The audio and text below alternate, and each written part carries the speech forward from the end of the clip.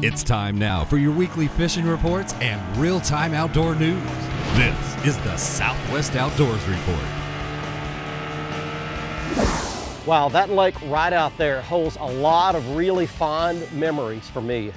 It was on that lake that I fished one of my very first ever competitive bass tournaments when I was just getting my feet wet in the early 80s.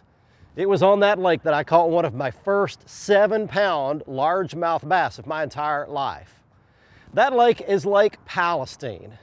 It's been here for many years. It's a very old lake, but it has always been a great fishing lake. It's located over in East Texas, just south of Tyler, Texas. And about a year and a half ago, I made a really wonderful discovery. I came back here for the first time in about 15 years and found that the fishing here is still excellent. Now, there are several species of fish swimming around out there. You've got your crappie, you've got your largemouth bass, you've got your white bass, your catfish, even hybrid stripers that they began stocking here a few years ago, and they're doing very well. So today, on a crisp, cool, sunny fall day, we're gonna take the Nitro Z out, explore around Lake Palestine, and see what we can catch. While you're along with us for that fun, we're going to be taking you around for your latest fishing reports from your favorite lakes in our region, in Louisiana and Oklahoma, and in Texas, both freshwater and down on the coast, your saltwater report with Bill Olson. It's gonna be a lot of fun. Glad you're along. Right now though, let's get the Nitro Z8 launched, and let's get you back to the FSN studios for your weekend planner. It looks like encouraging news for you weekend anglers. The Lunar tables are forecasting good fishing conditions for both days. The best daylight action will begin at 9:55 a.m. Saturday and again at 10:47 a.m. Sunday. Daylight savings time ends this weekend, so remember to set your clocks back 1 hour when you go to bed Saturday night. And as a result, sunrise and sunset will be shifted earlier in the day. Look for the sun to rise at 6:47 and set at 5:34 on Sunday.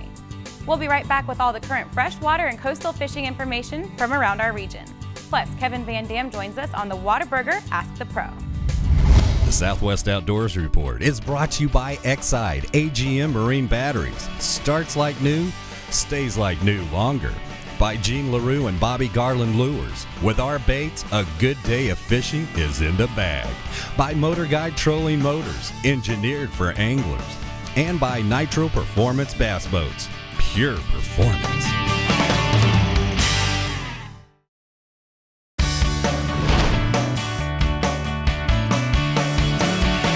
Welcome back, everybody. Your Southwest Outdoors Report at Lake Palestine today over in East Texas, just south of Tyler. And just trying to fish for whatever I can make bite today. And there's a bite right there, some kind. Big white bass. Look at this dude. All right, there's a start. All right, well, I just came out here and started flipping a jigging spoon around just to see what I could make bite. Several species will hit that thing. And I will tell you a real key to the fishing over the next few weeks. The bait that all of the fish will be feeding on is going to be migrating up major tributaries, creeks, rivers, coves, sloughs, and that's where the game fish are going to be following along. As the water temperature cools, all this bait, all these shad will move out of the deep water and begin to push shallow. Now, I'm right now situated in the mouth of a major creek right behind me here. That's Ledbetter Slough or Ledbetter Creek. This is a little flat right off the main Ledbetter Creek channel right behind me. And these shad are going to push up shallow and they'll just keep migrating back in the creek. So if you can find major creeks, rivers, coves, find the mouths of them, and that's where a lot of these shad will congregate. Crappie, white bass, largemouth bass, catfish, everything pretty much is going to congregate right at the mouths of these major creeks here in the fall. Let's check on some fishing reports now, get you cranked up, and start right here in Texas with Brian Hughes in freshwater and Bill Olson in saltwater. Hi everybody, and welcome to this week's Lone Star Lakes, brought to you by Johnson's Fiberglass Repair, who will take care of your boat or RV like it was their very own. Now, it's no secret that we need rain in Texas for many of our lakes. They're at all-time lows in some regions of our state. However, one of our lakes has made a great comeback over the last few weeks from the low levels of this summer, and that's Falcon. It's up some 12 feet since it was down in the middle of summer. That means there is a lot of vegetation and grasses that are now submerged, and that's where you'll find the bass on Falcon. Start your day with topwaters, either buzzbaits or poppars in shad colors, or try a trick someone once taught me and use a black buzzbait in the fall. That bite will last as long as you have the darker morning or the cloud cover to keep the sun off the water.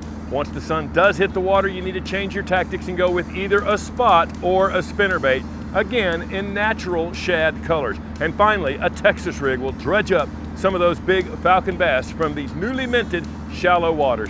That's this week's Lone Star Lakes, brought to you by Johnson's Fiberglass Repair. Now let's check in with Mr. Bill Olson. He's on the coast. Hi folks, Texas Outdoors Journal brings you this week's report. Hunting seasons continue to open and fall fishing is underway. So to stay abreast of all the action, pick up a copy of the November issue of Texas Outdoors Journal. Now on sale on newsstands, or subscribe and take advantage of our Christmas special. That's any 3-year combination of subscriptions for just $39. Visit the Texas Outdoors Journal website or call 1-800-222-4TOJ. Well, another fall front moves through late this weekend. With it, temperatures will drop to more seasonal range, with the most impact coming from north winds that should drop tides and blow more bait from marshes into the bays. Live shrimp or a voodoo shrimp under a popping cork is one of the best ways to get bit this time of year while drifting shell or fishing under the birds from West Matagorda northward to Sabine. Now from Port O'Connor southward, redfish continue to be on the move, drifting the mouths of back lakes. Drains are on the flats either side of the Corpus Christi Ship Channel are giving up redfish that continue to school. The Packery Flats are another good option. Anglers should also check out the surf right around the jetties where redfish, trout, and pompano are holding. Find the pods of bait and you're going to find fish. Look in that first gut. The north wind should also drop the tides in Baffin where fish have been scattered. Fish the rocks in and around the mouth of the bay. Anglers drifting the flats either side of Port Mansfield Channel to East Cut have also scored. Redfish continue to be active around 3 Islands, Mexiquita Flats, South Bay, and the Brownsville Ship Channel. They've given up a variety of fish caught on live shrimp, live mullet, or soft plastics, all fished under a popping cork. This weekend, both Saturday and Sunday have a double tide schedule of 2 high and 2 low tides each day. I'm Bill Olson, and I'll see you on the coast.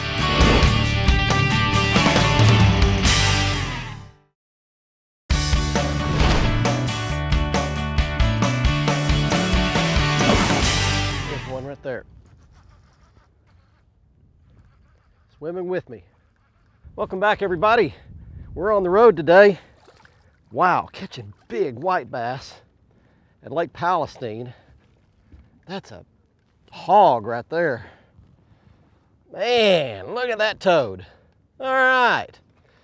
Well, I'll tell you that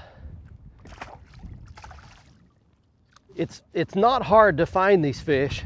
Here's a second key for you. You want to find those flats that are off of drop-offs in deeper water. So look for places where you've got a creek channel or you've got fairly deep water and it comes up and makes a ledge and has a flat spot on top. Why? Because it provides a feeding ground, a place to herd and push those threadfin shad up onto the top of that flat plateau. Now this one in front of me is about 13 to 15 feet deep on top, then it drops rapidly off to 27, 28 feet of water. Perfect type of a spot. Way off in the distance, you can see a little island, a small island, and that island comes out shallow and makes that little flat point and then falls off quickly into that deep water, right at the mouth of a major creek that's got all the components of a great spot to catch fish in the fall, and there are some fish in there right now. Let's check on your fishing reports now from Louisiana with Cajun Phil and Kevin. Hey friends, Captain Kevin Broussard here with your Fox Sports Louisiana Saltwater Report. We're talking Calcasieu Lake right now, and we're talking early fall. Tell you what, I had one of my guides out today, Captain Sean McCray. Had a nice group of people out. Sean, looks like y'all did pretty good on reds. Yeah, we did pretty good on our redfish today. We got out there early. We was faced with that hard northeast wind, and well, we took off to the marsh. Did a little shallow water fishing. Threw some live shrimp today under a popping cork. I think we might have caught one on artificial, but live shrimp did the best. Right now, we're going to turn it over to old Cajun Phil. We're going to see what he's got to say about the bass fishing scene Last week I told you that we're going to talk to Joe Jocelyn, see what's going on at Toledo Bend. Joe says, Cajun, right now you can catch fish deep or shallow. He said if you want to throw a Stanley spinnerbait, double blade, willow leaf, one gold, one silver, either a white or chartreuse skirt, he says throw it in 3 to 5 foot of water. You're going to catch lots of bass here on Toledo Bend. Now Joe likes to fish deeper water. What he's doing is he's Carolina rigging off of points. He likes to fish 18, 20, 22 foot of water this time of the year. But Joe said, Cajun, as these fronts come through, the water gets colder. Keep in mind, he's going to still be fishing in deep water. Joe likes to fish 20 to 40 foot of water. He'll jig up and down a spoon, or he'll jig up and down a split shot. He drops it down there, a little bit of water, and he catches lots of bass. Nothing big, but lots of good fish. So keep in mind, as it gets colder, you do want to go deeper. This one, right off this point. That's going to be a largemouth, I bet. Caught him on a rattle bait. I'm going to keep the rod. Notice I'm sticking my rod tip in the water. A lot of times with a rattle bait, they'll jump off because they've got all that heavy weight in their mouth to sling. There's a largemouth for you. There's a different species right there, not a big one at all. Moved all the way down in front of the dam and I got another one. There he comes. No monster. But there's 2 in a row right there. Came down here and there are some fish that are busting shad on top of the water of all things. So I picked up a Strike King red eye shad, and that is a chrome color, real shiny. You want to mimic those shad. All I'm doing is just making big long casts out over deep water and just reeling it back on a slow, steady retreat. The Southwest Outdoors Report is brought to you by Mercury, the official outboard of the Southwest Outdoors Report for 11 years running. By Academy, right stuff, low price, every day. By Tracker Boats, fish the finest. And by Whataburger, just like you like it.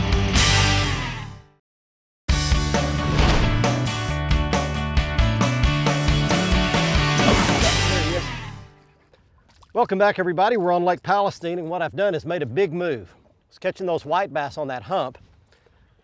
Oh, that one came off. Watch this, though. I'm going to make another cast in here. Watch, I'll get hooked up immediately.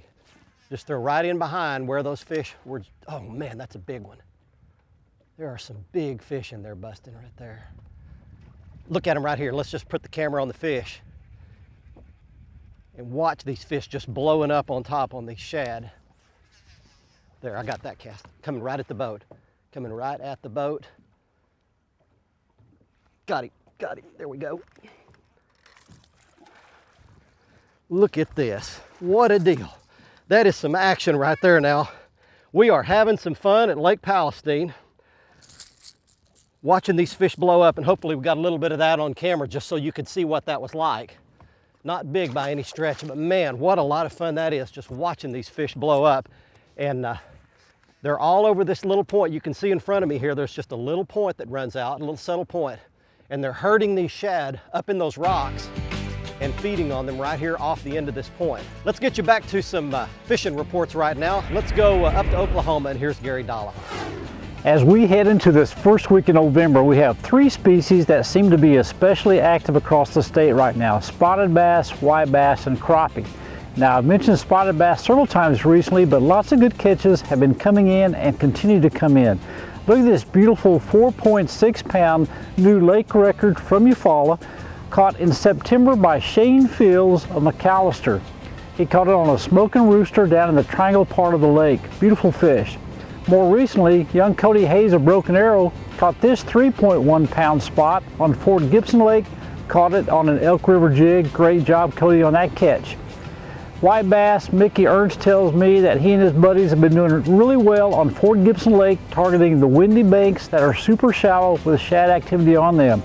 Catching a lot of fish in 1.5 to 2 foot of water, using little crappie jigs with a small 1/8 ounce jig head on them. In the case of crappie fishing, check out this beautiful 3.1 pound new lake record for Hudson, caught by John Harrison of Bonita. Caught it on the upper end of the lake on a soft plastic lure. Now, Mike Tiller also tells me he had a great recent outing for crappie on Okmulgee Lake, catching a limit using both baby shad, soft plastics, and live minnows, fishing in 15 foot of water, but those fish mostly came out about 5 to 7 foot of water, so they are coming up from that depth to hit those crappie baits. But 15 feet seems to be a really popular depth all across the state right now. Continues to be a really good depth for Grand Lake especially. November fishing, can't beat it in Oklahoma, but one thing about it, you can't catch them if you don't go. Dog strike. He got it, he got it. Straight behind us there, he's coming up.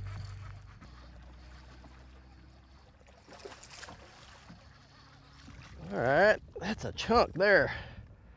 All right, I got one to hit a topwater. Was looking at some of these fish blasting on top of the water on these threadfin shad, and I picked up that Strike King Sexy Dog right there, and that one nailed it. I'm gonna have to work on him a little bit. While I do though, I wanna show you something. Here's a quick shot of my Lowrance HDS with all of these huge clouds of threadfin shad just solid all underneath the boat. And every once in a while, these fish will herd those up, push them up to the surface, and then they can get bit by a sexy dog. All right, chrome and a bass, and back away he swims. We've got him working out here. Fish just hoarding up these shad. You can see I've made them move again, and now I'm down in front of the dam, literally right in front of the dam, and these fish are just herding these clouds of shad up and down the dam out here in 40 feet of water, and every once in a while a big bunch of them gets pushed to the surface. And I just decided to start walking the dog across the top of them, and that one nailed it.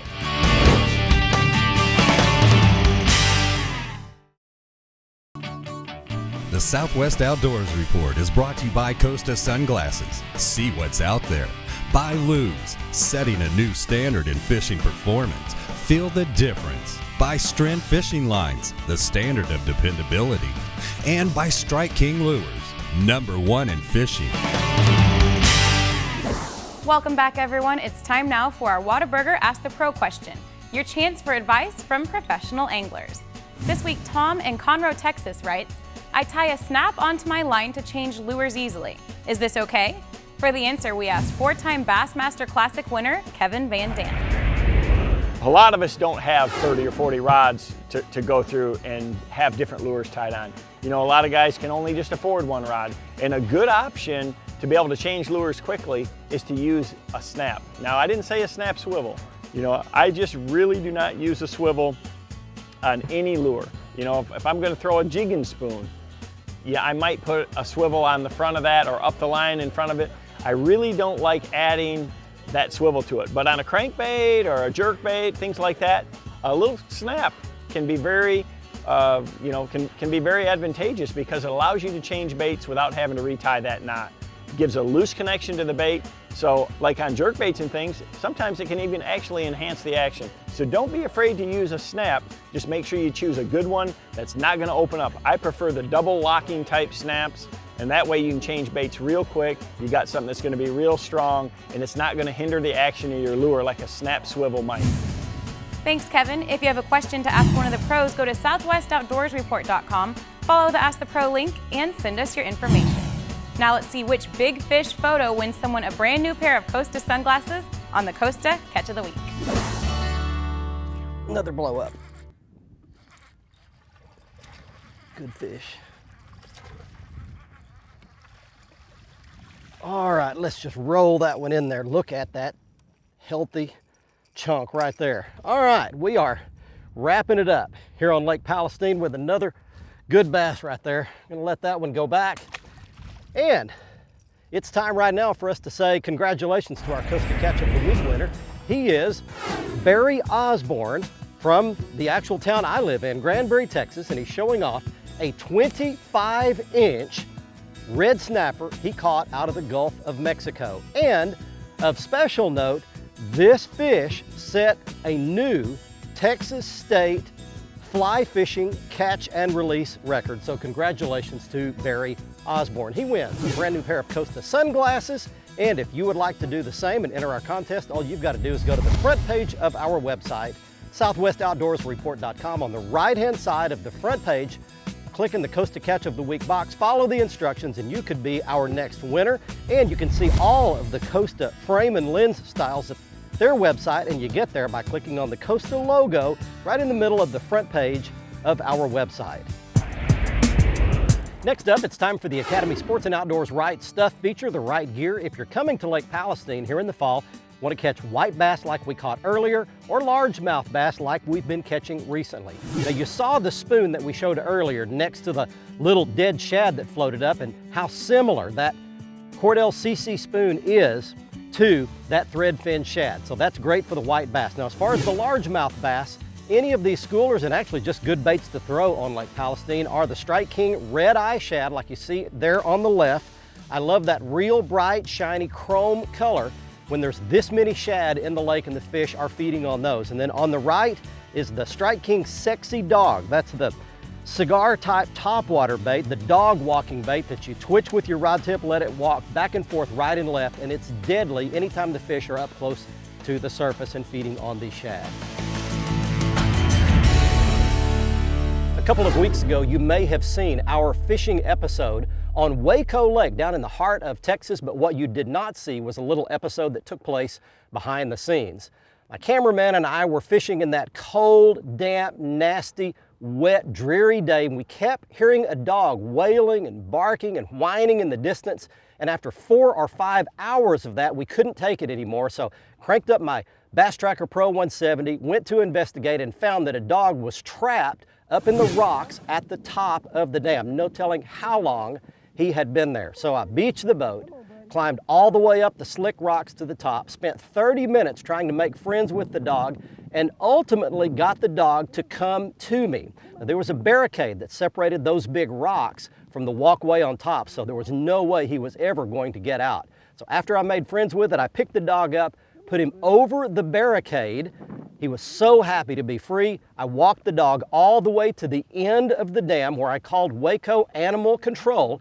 They met me out there, and I shot a little video just to document what all was going on, obviously here, but the animal control officer was very nice, came up, ran his scanner across the dog, and sure enough, that dog was microchipped. 30 minutes later, I got a phone call. They were able to call the owner and reunite dog with owner. The story had a very happy ending. The moral of this story is microchip your dog. It could save your dog's life, and it could bring your pet back home. And that's this week's Stuff That Matters. Hey, don't forget to join us on next week's show. We'll be on Thursday night at 10:30. If that time ever changes, you'll be the first to know by watching that website at southwestoutdoorsreport.com, where you can also click on the Facebook logo and get lots of news and photos and video that you'll never see here on the television show. Click on the YouTube logo and get all the past archived episodes of our show. And our latest episode is always up 24/7 in full HD on that same front page. From Lake Palestine in East Texas, until next week, I'm Barry Stokes. Be safe, have fun. Bye-bye, y'all.